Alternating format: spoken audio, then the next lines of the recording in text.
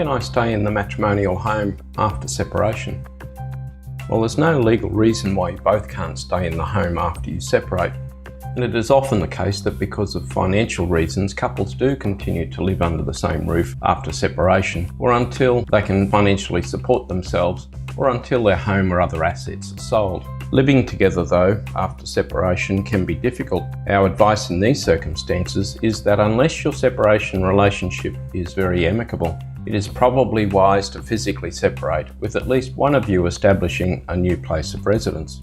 The last thing you would want to happen would be for an argument or altercation to take place in front of your children because of the rising tensions between you. Even worse, you could end up with the police attending or an application being made by one of you for a domestic violence order, which could result in one of you being ousted from the home with little hope of being able to return.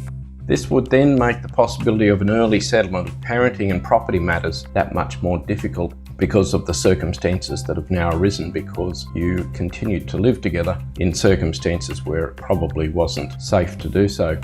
Having said that, it's very important that you make sure you and your children are safe and not exposed to family violence. So there are times when you may not have any choice but to apply for, or sometimes the police will, apply for a domestic violence order. So you can see that it is sometimes best to move out, but make sure you get advice before you take that step. By moving out, you don't lose any of your legal entitlements to property settlement, but you will lose control of that property and most likely won't be able to enter again unless agreed by your partner.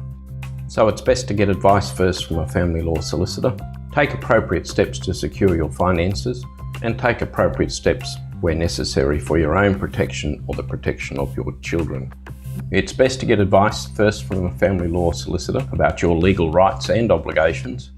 So don't hesitate to make an appointment to see us to discuss those issues before you take that serious step of moving out of the home or separating.